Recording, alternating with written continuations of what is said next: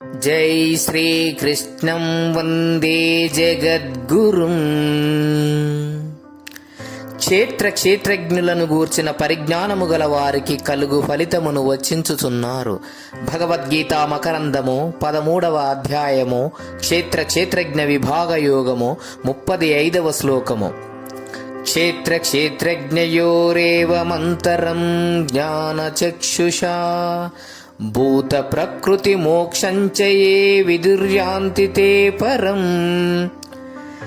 ఎవరు జ్ఞాన దృష్టి చేత ఈ ప్రకారముగా క్షేత్రజ్ఞుల యొక్క భేదమును, భూతములకు సంబంధించియుండు లేక కారణమైన ప్రకృతి అవిద్య నుండి విముక్తిని కలుగజేయు ఉపాయమును తెలుసుకొందురో వారు పరమాత్మ పదమును మోక్షమును పొందుదురు. ఏవం ఈ ప్రకారముగా అని చెప్పుట వలన ఈ అధ్యాయమందు తెలుపబడిన దృగ్దృశ్య వివేకమే, క్షేత్రజ్ఞులను గూర్చిన జ్ఞానమే కైవల్య ప్రాప్తికి హేతువని నిరూపింపబడినది. కావున ఇది సామాన్యమైనది కాదనియు మోక్షమునకు సోపానము వంటిదనియు ముముక్షువులు గుర్తిరింగి భగవద్వాక్యములపై విశ్వాసము నుంచి దానిని సాధించి తరించవలయును. అంతరం భేదమును సామాన్యులందరూ దృగ్దృశ్యములను క్షేత్రజ్ఞులను కలిపివేయుచున్నారు. నేనే దేహము, నేనే మనస్సు, నేనే సుందరుడను, నేనే ఫలాని జాతివాడను అని ఈ ప్రకారంగా జీవుడు క్షేత్రముతో నైక్యమునొంది పోవుచున్నాడు. అది ఏ దుఃఖమునకు కారణము. బంధహేతు అదియే. వాస్తవముగా జీవుడు క్షేత్రజ్ఞుడు ఆత్మయే కాని క్షేత్రము కాదు. తాను క్షేత్రమునకు దేహాదులకు సాక్షియగు క్షేత్రజ్ఞుడే అనియు, క్షేత్రము తనకంటే వేరనియు, దుఃఖాదులను పొందునది క్షేత్రమే కాని తాను కాదనియు, తానదానికి వేరుగా సాక్షిగానున్నాడనియు విచారణ చే తెలుసుకొని ఎట్టి జ్ఞాన దృష్టిని ఈ రెండింటిని క్షేత్రజ్ఞులను విభజించి చూచుటయే ఈ అధ్యాయమందు తెలుపబడిన బోధ. భూత ప్రకృతి మోక్షంచ. జీవుడు అనాది కాలము నుండి ప్రకృతి మాయచే బద్ధుడైయున్నాడు. ఇప్పుడు జ్ఞానాది సాధనలచే దాని నుండి విడుదలను పొందుటకై యత్నించుచున్నాడు. ప్రకృతిని విమోచనమే ప్రతి జీవి యొక్కయు పరమ కర్తవ్యము. ప్రకృతి నుండి ఆ ప్రకారము విడుదలను పొందుటయే మోక్షము.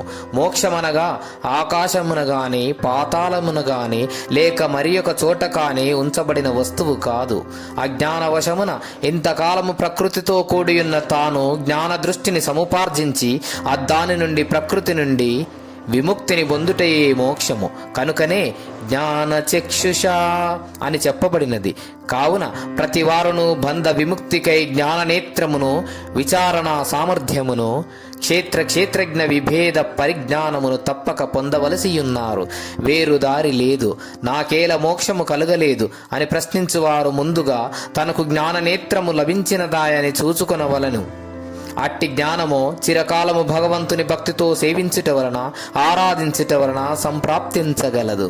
తేషాం సతత యుక్తానాం దదామి బుద్ధియోగంతం ఏన మాముపయాంతి తే.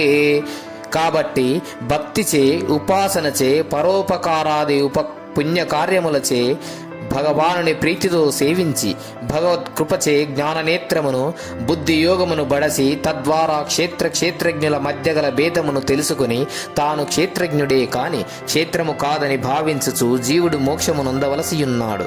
దుఃఖరాహిత్యమునకు, పరమానంద ప్రాప్తికి జీవుడు అవలంబించవలసిన పద్ధతి ఇదియే అని భగవానుడిచట అసందిగ్ధముగా చెప్పి వైచెను.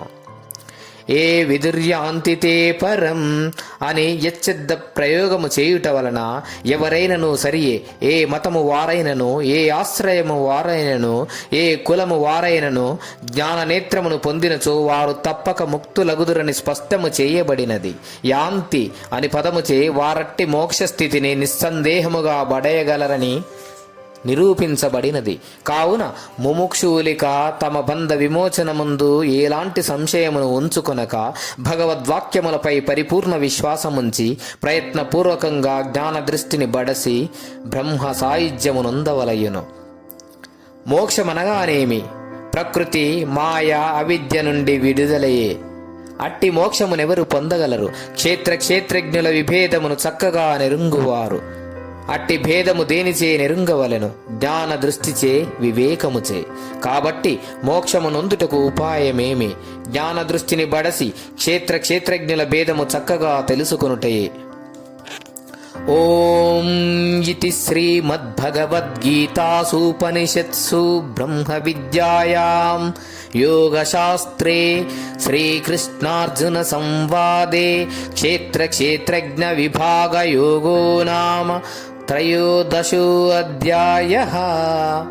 ఇది ఉపనిషత్ ప్రతిపాదకమును, బ్రహ్మ విద్యయు, యోగ శాస్త్రమును, శ్రీకృష్ణార్జున సంవాదమునగు శ్రీ భగవద్గీతలందు క్షేత్రజ్ఞ విభాగ యోగమును 13వ అధ్యాయము. ఓం తత్సత్.